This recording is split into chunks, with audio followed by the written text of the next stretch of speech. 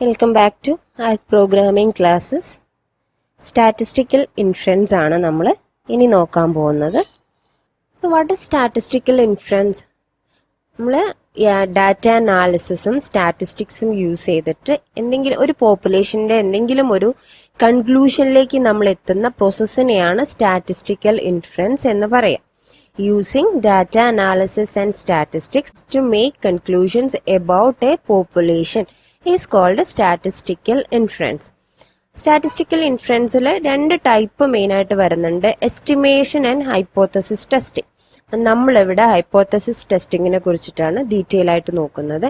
അപ്പം അതിന് മുന്നേ വാട്ട് ഈസ് എസ്റ്റിമേഷൻ എന്ന് പറഞ്ഞാൽ നമ്മളൊരു സാമ്പിൾ എടുത്തിട്ട് അതിന്റെ ബേസിലുള്ള സ്റ്റാറ്റിസ്റ്റിക്സ് യൂസ് ചെയ്തിട്ട് we are estimating the population parameters. ആ ഒരു കൺസെപ്റ്റിനെയാണ് നമ്മൾ എസ്റ്റിമേഷൻ എന്ന് പറയാം.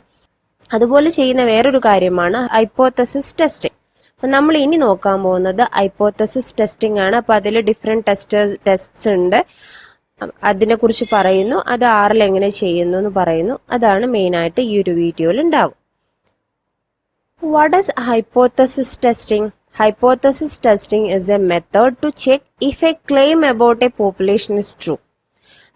വാട്ട് ഈസ് പോപ്പുലേഷൻ എന്ന് പറയുമ്പോൾ ടോട്ടൽ നമ്മുടെ ഫുൾ ഡാറ്റയാണ് നമ്മൾ പോപ്പുലേഷൻ എന്ന് പറയും. അപ്പൊ അതിൽ നിന്ന് ഒരു പീസ് ഓഫ് ഡാറ്റ നമ്മൾ എടുക്കുമ്പോൾ ദാറ്റ് ഈസ് സാമ്പിൾ. അപ്പൊ ഇപ്പൊ ഒരു പോപ്പുലേഷൻ ഉണ്ട്, ഇപ്പൊ നമ്മുടെ കയ്യിൽ ഒരു സർവേ ബേസ്ഡ് ഒരു വലിയൊരു ഡാറ്റാ സെറ്റ് ഉണ്ടെങ്കിൽ അതിന്റെ ബേസിൽ നമ്മളൊരു ക്ലെയിം നടത്തി. ഇപ്പോൾ എന്തെങ്കിലും ഒരു കൊറോണ ആഫ്റ്റർ കൊറോണ അവർ ലൈഫ് ചേഞ്ച് ചെയ്തതിനെ കുറിച്ചോ ഇങ്ങനെ വന്നു, ഇങ്ങനെ ഒരു ചേഞ്ച് നമ്മുടെ ലൈഫ് സ്റ്റൈൽ ഉണ്ടായി എന്നുള്ള എന്തെങ്കിലും ഒരു ക്ലെയിം നടത്തിയാൽ അത് ചെക്ക് ചെയ്യാണ്, അത് ട്രൂ ആണോ ഫോൾസ് ആണോ എന്ന് ചെക്ക് ചെയ്യാനുള്ള ആ ഒരു ടെസ്റ്റിങ്ങിനെയാണ് നമ്മൾ ഹൈപ്പോത്തസിസ് ടെസ്റ്റിംഗ് എന്ന് പറയാം. അപ്പം നമ്മൾക്ക് എന്ത് ചെയ്യണം? അപ്പോൾ ആ ഒരു സാമ്പിൾ ഡാറ്റ ബേസ് ചെയ്തിട്ട് നമ്മൾക്ക് എന്തെങ്കിലും ഒരു കാര്യം ചെക്ക് ചെയ്യണം. അതിന് തന്നെ അപ്പോൾ ഹൈപ്പോത്തസിസ് ടെസ്റ്റിംഗിന് ഡിഫറെന്റ് ടൈപ്സ് ഉണ്ട്. അപ്പൊ നമ്മൾ ഏത് ടൈപ്പ് യൂസ് ചെയ്യണം എന്നത് ഇത്രയും കാര്യങ്ങളെ ഡിപ്പെൻഡ് ചെയ്ത് നിൽക്കും. First one is type of data. നമ്മുടെ ഡാറ്റ കാറ്റഗോറിയിലാണോ ന്യൂമറിക്കലാണോ എന്ന ബേസിനനുസരിച്ച് നമുക്ക് ഡിഫറെന്റ് ടെസ്റ്റസ് ഉണ്ട്, അതിലേക്ക് പോവാം. ഇനി if you are looking at നമ്മുടെ ക്ലെയിം അല്ലെങ്കിൽ നമ്മൾ എന്തിലേക്കാണ് നമ്മൾ എത്തിച്ചേരേണ്ടത്, ഒരു സിംഗിൾ ഗ്രൂപ്പിനെ കുറിച്ചിട്ടുള്ള എന്തെങ്കിലും ഒരു കാര്യത്തിനാണോ, അല്ലെങ്കിൽ comparing one group to another, രണ്ട് ഡാറ്റയുണ്ട്, അതിനെ കമ്പയർ ചെയ്തിട്ട് എന്തെങ്കിലും ഒരു കൺക്ലൂഷനിലേക്ക് എത്താനാണെങ്കിൽ, അല്ലെങ്കിൽ ഒരു ഡാറ്റ ഒരു ഗ്രൂപ്പിന് തന്നെ എന്തെങ്കിലും ഒരു ഇവന്റിന്റെ ബേസിൽ എന്തെങ്കിലും ഒന്ന് നടന്നതിന്റെ ബേസിൽ ബിഫോർ ആൻഡ് ആഫ്റ്റർ നമുക്ക് കമ്പയർ ചെയ്യാനാണെങ്കിൽ അതിന്റെ ബേസിൽ നമ്മൾക്ക് എന്ത് ചെയ്യാം? സ്റ്റാറ്റിസ്റ്റിക്കൽ ഇൻഫറൻസിലെ ഹൈപ്പോത്തസിസ് ടെസ്റ്റിൽ ഡിഫറെന്റ് സ്റ്റാറ്റിസ്റ്റിക് ബേസ്ഡ് ടെസ്റ്റുകൾ ഉണ്ട്. ഓക്കെ, അപ്പൊ അതാണ് നമ്മൾ ഇനി നോക്കാൻ പോകുന്നത്. മെയിൻ ആയിട്ട് വരുന്ന ഹൈപ്പോത്തസിസ് ടെസ്റ്റുകൾ ഇത്രയാണ് നമ്മളിവിടെ ലിസ്റ്റ് ചെയ്തിട്ടുണ്ട്. Z test, T test, Chi-square test and F test. Z test എന്ന് പറയുമ്പോൾ നമുക്ക് 1 സാമ്പിൾ Z ടെസ്റ്റ് ഉണ്ട്, 2 സാമ്പിൾ ഉണ്ട്, 2 പ്രൊപ്പോർഷൻ Z ടെസ്റ്റ് ഉണ്ട്. ഇതെല്ലാം Z സ്റ്റാറ്റിസ്റ്റിക്സിന്റെ ബേസിലാണ് ചെയ്യുന്നത്. T ടെസ്റ്റിലും 1 സാമ്പിൾ ഉണ്ട്, 2 സാമ്പിൾ ഉണ്ട്, പെയർഡ് T ടെസ്റ്റ് ഉണ്ടായിരിക്കും. അത് T സ്റ്റാറ്റിസ്റ്റിക്സിന്റെ ബേസിലാണ്. നമ്മളിനി എല്ലാം ഓരോന്നോരോന്ന് എക്സ്പ്ലെയിൻ ചെയ്ത് വരുന്നുണ്ട്. Chi-square ടെസ്റ്റിൽ Chi-square ഫിറ്റ് ടെസ്റ്റ് ഉണ്ട്, Chi-square ടെസ്റ്റ് ഓഫ് ഇൻഡിപെൻഡൻസ് ഉണ്ട്. The statistics name is Chi-square statistics. ഇനി F ടെസ്റ്റിൽ വരുന്നതാണ് വൺ വേ അനോവ, പോക്ക്-ഹോസ് test, factorial analysis of variance, repeated measure of variance, analysis of covariance, ANOVA എന്നൊക്കെ പറയുന്ന ടെസ്റ്റുകൾ ഉണ്ടല്ലോ, അതെല്ലാം നമ്മുടെ F സ്റ്റാറ്റിസ്റ്റിക്സിന്റെ ബേസിൽ വരുന്ന ടെസ്റ്റുകളാണ്. അപ്പൊ നമ്മൾ ഇനി അതിന്റെ ബേസിൽ വരുന്ന നമ്മൾക്ക് ഇനി അങ്ങോട്ട് നമ്മൾ ഫോളോ ചെയ്യുന്നത് ഓരോരോ ടെസ്റ്റുകളും അതിന്റെ ഒരു കൺസെപ്റ്റ് മനസ്സിലാക്കുന്നു, അത് ആറിൽ എങ്ങനെ ചെയ്യുന്നു എന്നും മനസ്സിലാക്കുന്നു. Okay, so we are moving to Z test. എന്താണ് Z test? A Z test is conducted on a population that follows a normal distribution with independent data point and has a sample size that is greater than or equal to 30. നമ്മുടെ കയ്യിൽ ഒരു population, ഒരു data ഉണ്ട്, അത് normal distribution follow ചെയ്യുന്നതാണ് ആ population. അതിൽ നിന്ന് നമ്മളൊരു സാമ്പിൾ എടുക്കുകയാണ്, അതിൽ എത്ര സൈസ് ഉണ്ട്? ഒന്നുകിൽ greater than or equal to 30. ആ ഒരു ലെവലിലുള്ള സാമ്പിൾ ആണ് നമ്മൾ ടെസ്റ്റ് ചെയ്യാൻ ഉദ്ദേശിക്കുന്നുണ്ടെങ്കിൽ we are preferring Z test. Okay, ഇപ്പൊ എന്തിനു വേണ്ടിയിട്ടാണ് മെയിൻ ആയിട്ട് ഇത് യൂസ് ചെയ്യുക? It is used to check whether the means of two populations are equal to each other when the population variance is known. നമ്മുടെ കയ്യിൽ ഒരു പോപ്പുലേഷൻ ഡാറ്റ ഉണ്ട്. അപ്പൊ അതിന്റെ വാരിയൻസിനെ കുറിച്ച് നമുക്കറിയാം, സ്റ്റാൻഡേർഡ് ഡീവിയേഷൻ ഓർ വാരിയൻസ്, അതിന്റെ ഡീറ്റെയിൽസ് നമുക്കറിയാം. എന്നിട്ട് അങ്ങനെയുള്ള രണ്ട് ഡാറ്റ എടുത്തിട്ട്, രണ്ട് ഗ്രൂപ്പ് എടുത്തിട്ട്, രണ്ട് പോപ്പുലേഷൻ എടുത്തിട്ട് അതിന്റെ മീന് ഈക്വൽ ആണോ അല്ലെങ്കിൽ ഗ്രേറ്റർ ആണോ ലെസർ ആണോ എന്നുള്ള ഇതിലേക്ക് നമ്മൾക്ക് കൺക്ലൂഡ് ചെയ്യാൻ വേണ്ടിയിട്ടാണ് നമ്മൾ Z ടെസ്റ്റ് യൂസ് ചെയ്യുന്നത്. ഓക്കെ, അപ്പൊ അതിൽ വരുന്ന സ്റ്റെപ്സ് എന്തൊക്കെയാണെന്ന് ചോദിച്ചാൽ, സ്റ്റേറ്റ് ദ നൾ ഹൈപ്പോത്തസിസ്. നമ്മൾ ആദ്യം ചെയ്യുന്നത് നൾ ഹൈപ്പോത്തസിസ് സ്റ്റേറ്റ് ചെയ്യുന്നു, അതിന്റെ ഒരു ഓൾട്ടർനേറ്റീവ് ഹൈപ്പോത്തസിസ് ചെയ്യുന്നു, എന്നിട്ട് ഒരു ക്രിട്ടിക്കൽ വാല്യൂ ചൂസ് ചെയ്യുന്നു. അതിന്റെ ബേസിൽ Z ടെസ്റ്റ് സ്റ്റാറ്റിസ്റ്റിക്സ് വാല്യൂ നമ്മൾ കാൽക്കുലേറ്റ് ചെയ്യുന്നു. അതിന്റെ ബേസിൽ ഈ ക്രിട്ടിക്കൽ വാല്യൂയും ഈ കിട്ടുന്ന ഈ ഒരു നമ്മൾ കാൽക്കുലേറ്റ് ചെയ്ത Z ടെസ്റ്റ് സ്റ്റാറ്റിസ്റ്റിക് വാല്യൂയും കൂടെ കമ്പയർ ചെയ്തിട്ട് നമ്മൾ രണ്ട് തീസിസിൽ നമ്മൾ എത്തിയിട്ടുണ്ടല്ലോ, നള്ളുണ്ട് ആൾട്ടർനേറ്റീവ് ഉണ്ട്. അത് നള്ളിലേക്ക് പോകണോ ആൾട്ടർനേറ്റീവ് ഹൈപ്പോത്തസിസിലേക്ക് പോകണോ എന്ന് നമ്മൾ കൺക്ലൂഡ് ചെയ്യുന്നു. അതാണ് സ്റ്റെപ്സ് ഏറ്റവും മിനിമം ആയിട്ട് പറയുകയാണെങ്കിൽ. ഇനി അത് നമുക്കൊന്ന് എലാബറേറ്റ് ചെയ്ത് നോക്കാം. ഫസ്റ്റ് നമ്മൾ പറഞ്ഞ എന്താണ്? State the null hypothesis. So what is the null hypothesis? നമ്മൾ ഒരു മീൻ ആണ് കമ്പയർ ചെയ്യുന്നത് അല്ലെ. ഒരു പോപ്പുലേഷന്റെ മീൻ എടുത്തിട്ട് നമ്മൾ ആ എടുക്കുന്ന ഗ്രൂപ്പ് പോപ്പുലേഷന്റെ മീനിലേക്ക് ഗ്രേറ്റർ ആണോ ലെസർ ആണോ എന്നതാണ് നമ്മുടെ കമ്പാരിസൺ വരുന്നത്. അപ്പൊ അതിലെ first step in a Z test is to state the null hypothesis. Null hypothesis നമ്മൾ H0 എന്നാണ് പറയാം. This what you believe to be true from the population. പോപ്പുലേഷന്റെ ബേസിൽ നമ്മൾ ബിലീവ് ചെയ്യാണ് ഇതായിരിക്കും കറക്റ്റ് എന്ന് നമ്മൾ ഡിസൈഡ് ചെയ്തിട്ട് സ്റ്റാർട്ട് ചെയ്യാണ്. ആ ഒരു കാര്യത്തിനെയാണ് നമ്മൾ നൾ ഹൈപ്പോത്തസിസ് എന്ന് പറയാം. അപ്പൊ അതില് പോപ്പുലേഷന്റെ മീൻ എന്താണ്? μ0 ആണ്. അപ്പൊ നമ്മൾ പറയുന്ന എന്താണ്? പോപ്പുലേഷന്റെ മീന് നമ്മൾ എടുക്കുന്ന സാമ്പിൾ മീനും ഈക്വൽ ആണ്. നമ്മൾ അതിൽ നിന്നൊരു സാമ്പിൾ പോർഷൻ എടുത്തില്ലേ, അതും കൂടെ ഈക്വൽ ആണെന്ന് നമ്മൾ തീരുമാനിച്ചു. അതാണ് നൾ ഹൈപ്പോത്തസിസ്. ഇനി അതിന്റെ ഓൾട്ടർനേറ്റീവ് ഹൈപ്പോത്തസിസ്, അപ്പൊ നമ്മൾ ഈക്വൽ ആണ് എന്ന് പറഞ്ഞാൽ അതിന്റെ ഓൾട്ടർനേറ്റീവ് എന്താണ്? ഈക്വൽ അല്ല. അപ്പൊ നമ്മൾ അതൊന്ന് സ്റ്റേറ്റ് ചെയ്തു. That is alternative hypothesis H1. Null hypothesis H0 ആണ്, ഓൾട്ടർനേറ്റീവ് ഹൈപ്പോത്തസിസ് H1 ആണ്. This is what you observed from your sample. If the sample mean is different from the population's mean, then we say that the mean is not equal to μ0. അപ്പൊ നമ്മൾ ഇവിടെ ഒരു alternative വെക്കുന്ന എന്താണ്? Equal അല്ല. ഇത് നമ്മുടെ പോപ്പുലേഷൻ മീൻ ആണ്, ഇത് നമ്മുടെ സാമ്പിൾ മീൻ ആണ്, ഇത് രണ്ടും ഈക്വൽ അല്ല എന്ന ഒരു ഓൾട്ടർനേറ്റീവ് ഹൈപ്പോത്തസിസും നമ്മൾ സ്റ്റേറ്റ് ചെയ്ത് വെച്ചു. സോ അതാണ് നമ്മുടെ സെക്കൻഡ് സ്റ്റെപ്പ്. ഇനി തേർഡ് സ്റ്റെപ്പ് എന്താണ്? Choose your critical value. അത് കുറച്ചൊരു ക്രിട്ടിക്കൽ തന്നെയാണ്, കാര്യങ്ങളൊന്ന് ഏകദേശം മനസ്സിലാക്കി വെക്കുക, പറഞ്ഞുതരാം. ക്രിട്ടിക്കൽ വാല്യൂ എന്ന് പറഞ്ഞാൽ ആൽഫ വെച്ചിട്ടാണ് നമ്മൾ അതിനെ ഡിനോട്ട് ചെയ്യുക. Which determines whether you accept or reject the null hypothesis. അപ്പൊ നമ്മുടെ കയ്യിൽ ഒരു നൾ ഹൈപ്പോത്തസിസ് ഉണ്ട്, ഓൾട്ടർനേറ്റീവ് ഉണ്ട്. അപ്പൊ നള്ളിലേക്കാണ് നമുക്ക് എത്താൻ നമ്മൾ ഉദ്ദേശിക്കുന്നത്. അപ്പൊ അത് എത്തണോ, അക്സെപ്റ്റ് ചെയ്യണോ, റിജക്ട് ചെയ്യണോ എന്ന് തീരുമാനിക്കാൻ ഒരു വാല്യൂ വേണമല്ലോ. അതാണ് നമ്മുടെ ക്രിട്ടിക്കൽ വാല്യൂ. ഓക്കെ, അപ്പൊ നമ്മൾ മെയിൻ ആയിട്ട് ഒരു 5% ഓഫ് സിഗ്നിഫിക്കൻസ് ഓഫ് 5% ആണ് നമ്മൾ Z ടെസ്റ്റിന് മെയിൻ ആയിട്ട് യൂസ് ചെയ്യുക. അപ്പോൾ അതിനപ്പം നമ്മൾ എന്താ പറയാ, P = 5% എന്ന് പറയും. Z അപ്പൊ അങ്ങനെയാണെങ്കിൽ നമ്മുടെ ആ 5% ആണ് നമ്മൾ കാൽക്കുലേറ്റ് ചെയ്യുന്നെങ്കിൽ നമ്മുടെ Z സ്റ്റാറ്റിസ്റ്റിക് വാല്യൂ -1.96. അപ്പൊ ഈ ഒരു പോർഷൻ ആണ്, ഈ ഒരു വാല്യൂ ആണ് നമ്മൾ ഡിസൈഡ് ചെയ്യുന്നത് നമ്മളുടെ നൾ ഹൈപ്പോത്തസിസ് റിജക്ട് ചെയ്യണോ ആക്സെപ്റ്റ് ചെയ്യണോ എന്ന് പറയും. ഒന്നുകൂടെ നോക്കുകയാണെങ്കിൽ critical values are the boundary between non significant and significant result in an hypothesis test. ഈ സിഗ്നിഫിക്കന്റ് ആയിട്ടും നോൺ സിഗ്നിഫിക്കന്റ് ആയിട്ടുള്ള റിസൾട്ടിന്റെ ഒരു ബൗണ്ടറി ആയിട്ടാണ് ക്രിട്ടിക്കൽ വാല്യൂവിനെ നമ്മൾ കാണുന്നത്.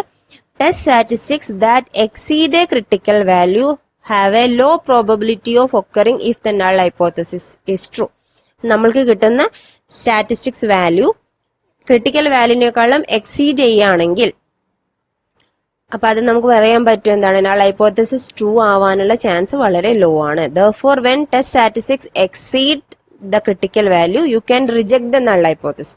അഥവാ നൾ ഹൈപ്പോത്തസിസ് ട്രൂ ആവാനുള്ള സാധ്യത വളരെ കുറവാണെന്ന് പറയുമ്പോൾ നമ്മൾ നൾ ഹൈപ്പോത്തസിസ് റിജക്ട് ചെയ്തിട്ട് നമ്മൾ ഓൾട്ടർനേറ്റീവ് ഹൈപ്പോത്തസിസിലേക്ക് കൺക്ലൂഡ് ചെയ്ത് സ്റ്റോപ്പ് ചെയ്യും.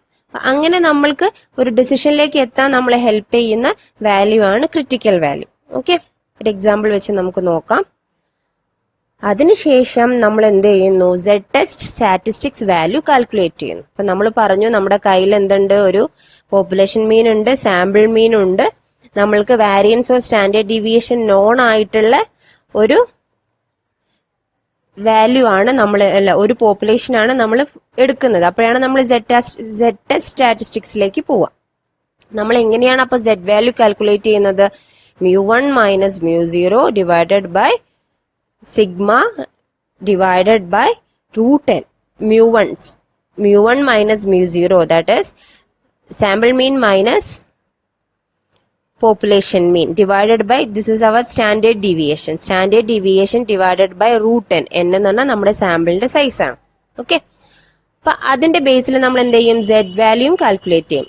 If the test statistic is greater or lower depending on the test we have calculated than the critical value, then the alternative hypothesis is true because the sample's mean is statistically significant enough from the population mean.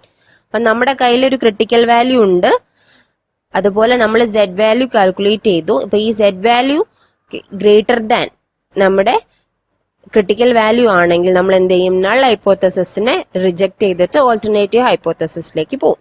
Okay, വേറെ രീതിയിൽ പറയുകയാണെങ്കിൽ this is if the sample mean is so far away from the population. നമ്മൾ പോപ്പുലേഷന്റെ mean നമുക്കറിയാം, നമ്മളെടുത്ത sample mean so far away from the പോപ്പുലേഷന്റെ മീനേക്കാളും വളരെയധികം അധികമാണെങ്കിൽ നമ്മൾ എന്താ ഉദ്ദേശിക്കുന്നത്, പോപ്പുലേഷൻ മീൻ ഈക്വൽ ആണെന്ന് നൾ ഹൈപ്പോത്തസിസ് പറയുന്നത്. അല്ലല്ലോ, ദൂരെയല്ലേ പോയിരിക്കുന്നത്, വലുതല്ലേ നമ്മുടെ സാമ്പിൾ മീൻ. അപ്പൊ നമ്മൾ എന്ത് ചെയ്യും, ഓൾട്ടർനേറ്റീവ് ഹൈപ്പോത്തസിസ് ആണ് ട്രൂ എന്ന് പറയും, അഥവാ രണ്ട് മീനും ഈക്വൽ അല്ല എന്ന് പറയും. ഓക്കെ, അതാണ് നമ്മുടെ സെഡ് ടെസ്റ്റിന്റെ ഏകദേശം ഒരു ഐഡിയ. അപ്പൊ അതിൽ തന്നെ നമ്മൾ ക്രിട്ടിക്കൽ വാല്യൂ പറയുന്നുണ്ട്. അപ്പൊ ഈ ക്രിട്ടിക്കൽ വാല്യൂ സെലക്ട് ചെയ്യുന്നതിന്റെ ബേസിൽ നമ്മൾ നേരത്തെ പറഞ്ഞു 1 സാമ്പിൾ ടെസ്റ്റ് 2 സാമ്പിൾ ടെസ്റ്റ് എന്നൊക്കെ പറഞ്ഞ പോലെ നമ്മൾക്ക് left tailed, right tailed and 2 tailed test ഉണ്ട്. നമുക്ക് സെലക്ട് ചെയ്യാം നമ്മുടെ ഹൈപ്പോത്തസിസ്, നമ്മൾ എന്തിലേക്കാണോ എത്തിപ്പെടാൻ ഉദ്ദേശിക്കുന്നത് അതിന്റെ ബേസിൽ നമ്മൾക്ക് ലെഫ്റ്റ് ടെയിൽഡ് വേണോ, റൈറ്റ് ടെയിൽഡ് വേണോ, 2 ടെയിൽഡ് വേണോ എന്ന് നമുക്ക് സെലക്ട് ചെയ്യാൻ പറ്റും. അപ്പൊ അതിന്റെ കൺസെപ്റ്റ് ആണ് ഇവിടെ പറയുന്നത്. അപ്പൊ ലെഫ്റ്റ് ടെയിൽഡ് ടെസ്റ്റ് ആണെങ്കിൽ നമ്മൾ നൾ ഹൈപ്പോത്തസിസ് എന്താണ്, μ = μ0, രണ്ട് മീനും ഈക്വൽ ആണെന്ന്. ഓൾട്ടർനേറ്റീവ് ഹൈപ്പോത്തസിസ് μ ≤ μ0, പോപ്പുലേഷൻ മീനിനേക്കാളും കുറവാണ് സാമ്പിൾ മീൻ ആണ് എന്ന ആൾട്ടർനേറ്റീവ് ഹൈപ്പോത്തസിസ് ആണ് നമ്മൾ ഡിസൈഡ് ചെയ്യുന്നുണ്ടെങ്കിൽ നമ്മൾ go with the left tailed Z test. Okay, അപ്പൊ അതിന്റെ ഡിസിഷൻ ക്രൈറ്റീരിയ എന്താണ്, നമ്മൾ സെഡ് വാല്യൂ കണ്ടുപിടിക്കുന്നു. Z value is less than critical value. Calculate ചെയ്ത സെഡ് വാല്യൂ നമ്മൾ സെലക്ട് ചെയ്ത ക്രിട്ടിക്കൽ വാല്യൂ ലെസ് ദാൻ ആണെങ്കിൽ, നമ്മുടെ സെഡ് വാല്യൂ ഈസ് ക്രിട്ടിക്കൽ വാല്യൂവിനേക്കാളും ലെസ് ദാൻ ആണെങ്കിൽ നമ്മൾ നൾ ഹൈപ്പോത്തസിസ് റിജക്ട് ചെയ്യും. ഓക്കെ, ഇനി ഇവിടെ റൈറ്റ് ടെയിൽഡ് എപ്പോഴാണ് നമ്മൾ ചൂസ് ചെയ്യുക, നമ്മൾ എത്തിപ്പെടേണ്ടത് നമ്മുടെ ടെസ്റ്റ് ഇങ്ങനെയാണെന്ന് വിചാരിക്കൂ. നമ്മൾ നൾ ഹൈപ്പോത്തസിസ് μ = μ0 ആണ്, അല്ല μ ഗ്രേറ്റർ ആണ് എന്ന ലെവലിലേക്ക് നമ്മൾക്ക് ഗ്രേറ്റർ ആണോ എന്നാണ് നമുക്ക് ചെക്ക് ചെയ്യേണ്ടത്. അതാണോ ട്രൂ, അല്ലെങ്കിൽ ഈക്വാലിറ്റിയിലേക്ക് എത്തിപ്പെടുമോ എന്നതാണ് നമുക്ക് ചെക്ക് ചെയ്യണമെങ്കിൽ നമ്മൾ എന്ത് ചെയ്യും, alternative hypothesis H1 that is μ > μ0 അതിലേക്ക് എത്തും. അപ്പോഴാണ് നമ്മൾ റൈറ്റ് ടെയിൽഡ് യൂസ് ചെയ്യുക. അപ്പൊ റൈറ്റ് ടെയിൽഡ് യൂസ് ചെയ്യുമ്പോൾ നമ്മൾ സെഡ് വാല്യൂ കണ്ടുപിടിച്ചിട്ട് greater than the critical value ആണെങ്കിൽ reject the null hypothesis. Okay, അപ്പൊ ഇവിടെ നമ്മൾക്ക് സാമ്പിളിന്റെ മീന് ലെസ് ദാൻ ആണോ എന്നാണ് നോക്കണമെങ്കിൽ നമ്മൾ ലെഫ്റ്റ് ടെയിലിലേക്ക് പോകും, ഗ്രേറ്റർ ആണോ നോക്കണമെങ്കിൽ റൈറ്റ് ടെയിലിൽ പോകും. നമുക്ക് ലെസ് ദാനോ ഗ്രേറ്ററോ എന്നല്ല നോക്കേണ്ടത്, ഈക്വൽ ആണോ അല്ലേന്ന് മാത്രമാണ് നോക്കേണ്ട ഒരു അവസ്ഥ വരികയാണെങ്കിൽ we are going with 2 tailed test. Okay, അങ്ങനെ 2 tailed ടെസ്റ്റിൽ അപ്പൊ നൾ ഹൈപ്പോത്തസിസ് എന്തായിരിക്കും, μ ≠ μ0. അപ്പൊ ഡിസിഷൻ ക്രൈറ്റീരിയ എന്തായിരിക്കും, if the Z statistics greater than, ഇവിടെയും ഗ്രേറ്റർ ആണ് കേട്ടോ, നമ്മൾ റൈറ്റ് ടെയിൽഡ് പോലെ greater than the critical value ആണെങ്കിൽ we are rejecting the null hypothesis. Okay, അപ്പൊ നമ്മൾ ഈ ലെഫ്റ്റ് ടെയിൽഡ് വരുമ്പോൾ കണ്ട നമ്മുടെ ക്രിട്ടിക്കൽ വാല്യൂ ആൽഫ ഇവിടെയാണ് കിടക്കുന്നത്. അപ്പൊ ഇതാണ് നമ്മുടെ ആ ഒരു ക്രിട്ടിക്കൽ ഏരിയ, ഇതാണ് നമ്മുടെ ഇത് റിജക്ട് ചെയ്യേണ്ട ഏരിയ, ഇത് ഓക്കെ റിജക്ട് H0, ഇത് ആക്സെപ്റ്റ് ചെയ്യേണ്ട റീജിയൻ. ഇവിടെയാണെങ്കിൽ റിജക്ഷൻ റീജിയോ ഇവിടെയാണ്, ഇത് ആക്സെപ്റ്റ് ചെയ്യേണ്ട റീജിയൻ. ഇവിടെ ആകുമ്പോൾ രണ്ടതാണ്, α/2 ഇവിടെയും α/2 ഇവിടെയാണ്. ബാക്കി ഈ റീജിയൻ ആയിരിക്കും നമ്മൾ എന്ത് ചെയ്യേണ്ടത്, ആക്സെപ്റ്റ് ചെയ്യേണ്ടത്. നമുക്കൊരു എക്സാമ്പിൾ നോക്കാം. A teacher claims that the mean score of A student in his class is greater than 82. With a standard deviation of 20. നമ്മൾ ടീച്ചർ പറയുന്നത് ക്ലെയിം ചെയ്യുന്നത് നമ്മുടെ സ്റ്റുഡൻസിന്റെ മീൻ സ്കോർ ഗ്രേറ്റർ ദാൻ 82 ആണ്. Okay, so if A sample of 81 students was selected with a mean score of 90, നമ്മൾ അതിൽ നിന്ന് അപ്പോൾ സ്റ്റുഡൻസിന്റെ 82-നേക്കാളും greater ആണെന്ന് ടീച്ചർ പറഞ്ഞു. അപ്പൊ നമ്മൾ 81 സ്റ്റുഡൻസിന് സെലക്ട് ചെയ്ത് കഴിഞ്ഞാൽ അതിന്റെ mean score 90, then check if there is enough evidence to support this claim at 0.05 significance level. നമ്മളൊരു 81 സ്റ്റുഡന്റിന്റെ സാമ്പിൾ എടുത്തപ്പോൾ അത് വരുന്നത് 90 ആണ്. അപ്പൊ നമ്മൾ ടീച്ചർ ക്ലെയിം ചെയ്യുന്നത് അവരുടെ മൊത്തം സ്റ്റുഡൻസിൻ്റെത് 82 ആണ് എന്നാണ്, with a standard deviation of 20. അങ്ങനെയാണെങ്കിൽ എന്താണ് ടീച്ചർ ക്ലെയിം ചെയ്യുന്നത്, ട്രൂ ആണോ ഫോൾസ് ആണോ എന്ന ലെവലിലേക്കാണ് നമ്മൾ പോകുന്നത്. അപ്പൊ നമ്മൾ നോക്കൂ, ഇവിടെ ഗ്രേറ്റർ ദാൻ 82 എന്നാണ് പറയുന്നത്. അപ്പൊ ഗ്രേറ്റർ ദാൻ ആകുമ്പോൾ നമ്മൾ നേരത്തെ പറഞ്ഞു ഇവിടെ ലെസ് ദാൻ ആണെങ്കിൽ ലെഫ്റ്റ് ടൈലിലേക്ക് പോകും, ഗ്രേറ്റർ ദാൻ ആണെങ്കിൽ റൈറ്റ് ടൈലിലേക്ക് നമ്മൾ പോകും. അപ്പൊ ഇവിടെ നോക്കൂ, നമ്മള് മ്യൂ ഈക്വൽ ടു 82 ആണ് നൾ ഹൈപ്പോത്തസിസ് എടുത്തു, മ്യൂ ഗ്രേറ്റർ ദാൻ 82 ആണ് എന്ന ടീച്ചറുടെ ക്ലെയിം നമ്മുടെ ഓൾട്ടർനേറ്റീവ് ഹൈപ്പോത്തസിസ് ആക്കി വെച്ചു. എന്നിട്ട് സെറ്റ് ടേബിളിന്റെ ക്രിട്ടിക്കൽ വാല്യൂ എന്താണ്, 0.05 ആണ്. അപ്പൊ 0.05 ആവുമ്പോൾ നമ്മുടെ ആൽഫയുടെ വാല്യൂ 1.645 ആണ്. നമ്മൾ ആ ഒരു ടേബിൾ വെച്ചിട്ടാണ് നമ്മൾ ആ ഒരു കാൽക്കുലേഷൻ വരിക. അപ്പൊ നമ്മൾ ഇവിടെ മ്യൂ1 എന്താണ്, മ്യൂ1 എന്ന് പറയുന്ന സാമ്പിളിന്റെ മീൻ 90 ആണ്, നമ്മുടെ പോപ്പുലേഷൻ മീൻ 82 ആണ്, നമ്പർ 81 ആണ്, സ്റ്റാൻഡേർഡ് ഡീവിയേഷൻ 20 തന്നിട്ടുണ്ട്. ഇതെല്ലാം നമ്മുടെ സെറ്റ് വാല്യൂ കാൽക്കുലേറ്റ് ചെയ്യാനുള്ള ഇക്വേഷനിലേക്ക് നമ്മൾ അപ്ലൈ ചെയ്യുമ്പോൾ നമ്മൾക്ക് കിട്ടുന്ന വാല്യൂ എത്രയാണ്, 3.6 ആണ്. ഓക്കെ, അപ്പൊ നമ്മള് നേരത്തെ ആൽഫ എന്താ 0.05 സിഗ്നിഫിക്കൻസ് ലെവലാന്ന് പറയുമ്പോൾ റൈറ്റ് ടൈലിൽ അങ്ങനെ എടുക്കുമ്പോൾ നമ്മളൊരു ടേബിളിൽ നമുക്ക് 1.645 കിട്ടും. പറഞ്ഞുതരാം അത് ഏകദേശം എങ്ങനെയാണ് കിട്ടുന്നതെന്ന്. ഇപ്പൊ 1.645 ആണ് കിട്ടുക. നമ്മൾ കാൽക്കുലേറ്റ് സെറ്റ് വാല്യൂ കാൽക്കുലേറ്റ് ചെയ്തപ്പോൾ 3.6 ആയി. അപ്പൊ അങ്ങനെയാവുമ്പോൾ എങ്ങനെയാണ് ഈ 1.645 എന്ന് ചോദിച്ചാൽ നമ്മൾക്ക് ഓരോ ലെവലിനും നമുക്ക് സെറ്റ് സ്റ്റാറ്റിസ്റ്റിക് വാല്യൂ ഉണ്ട്. അപ്പൊ അതിന്റെ ഒരു ചെറിയ ടേബിളാണ് ഈ കാണിച്ചിരിക്കുന്നത്. അപ്പൊ നമ്മൾ 5% ആണ് എടുക്കുന്നതെങ്കിൽ, അഥവാ 0.05 ആണ് എടുക്കുന്നതെങ്കിൽ, 2 സൈഡഡ് ആണെങ്കിൽ ക്രിട്ടിക്കൽ വാല്യൂ 1.96 ആണ്, 1 സൈഡഡ് ആണെങ്കിൽ 1.65 ആണ്.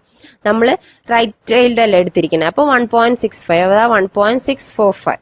ഓക്കെ, അപ്പൊ നമ്മൾക്കിപ്പോ എന്ത് കിട്ടി, Z value 3.6 is greater than 1.645. അപ്പൊ നമ്മൾ റൈറ്റ് സൈഡ് ആവുമ്പോൾ നമ്മൾ എന്താ ചെയ്യുന്നത്, ഗ്രേറ്റർ ദാൻ ആണെങ്കിൽ we are rejecting the null hypothesis and concluded that there is enough evidence to support the teacher's claim. അഥവാ നമ്മൾ നൾ ഹൈപ്പോത്തസിസ് പറഞ്ഞിരിക്കുന്നത് എന്താണ്, 82 ആണെന്ന് പറഞ്ഞു, അല്ലാന്ന് നമ്മൾ തെളിയിച്ചു. അഥവാ ടീച്ചർ പറഞ്ഞ എന്താണ്, ഗ്രേറ്റർ ദാൻ 82 ആണ് സ്റ്റുഡൻസിന്റെ മീൻ എന്നാണ്, കറക്റ്റായി. ഓക്കെ, അങ്ങനെയാണ് നമ്മളൊരു സെഡ് ടെസ്റ്റ് വെച്ചിട്ട് ഒരു കൺക്ലൂഷനിലേക്ക് എത്തുക. ഏകദേശം ക്ലിയർ ആയി എന്ന് വിചാരിക്കുന്നു. അപ്പൊ അതിന്റെ കൂടെ ഒരു പി വാല്യൂയുടെ ബേസിലും നമുക്ക് എന്ത് ചെയ്യാൻ പറ്റും, ഈ ഹൈപ്പോത്തസിസ് റിജക്ട് ചെയ്യണോ ആക്സെപ്റ്റ് ചെയ്യണോ പറയാൻ പറ്റും. ഒരു പി വാല്യൂ പറഞ്ഞുതരാം. P value can also determine whether the null hypothesis must be accepted or rejected.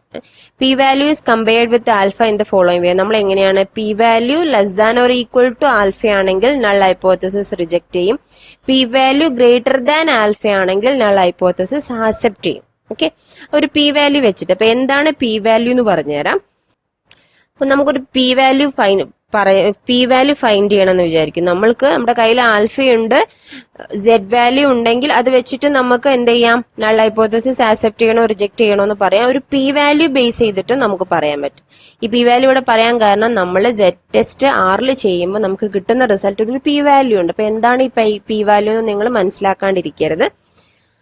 അപ്പൊ ഇതിലൊരു ലെഫ്റ്റ് ടൈൽഡിൽ എങ്ങനെയാണ് കണ്ടുപിടിക്കാൻ നോക്കാം. Find P value for a left tail test. Suppose we conduct a left tailed hypothesis test and get a score of -1.22. കിട്ടുമ്പോൾ -1.22 നമ്മുടെ കയ്യിൽ സ്റ്റാറ്റിസ്റ്റിക്സിന്റെ table ഉണ്ടായിരിക്കും. Okay, അപ്പൊ ഇവിടെ നോക്കൂ, -1.22. അപ്പൊ നമ്മള് -1.2 ഇവിടെ എടുക്കുക. -1.2 ഇതിന്റെ കൂടെ ഉള്ളത് എന്താണ്, 0.02. അതിന്റെ ബേസിൽ ഇവിടെ വരുന്ന ഈ വാല്യൂ നോക്കൂ, 0.112.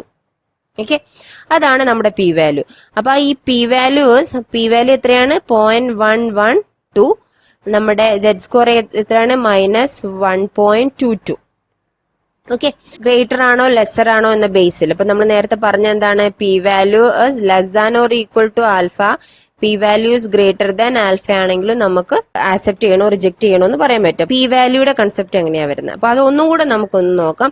ഇപ്പൊ നമ്മൾ റൈറ്റ് ചൈൽഡ് ആണെങ്കിൽ നമ്മൾക്ക് കിട്ടുന്ന സെഡ് വാല്യൂ 1.43 ആണെന്ന് വിചാരിക്കും. നമ്മൾക്ക് ഒരു ക്വസ്റ്റ്യൻ കിട്ടി, നമ്മൾ അതിന്റെ സെഡ് വാല്യൂ കാൽക്കുലേറ്റ് ചെയ്ത് 1.43.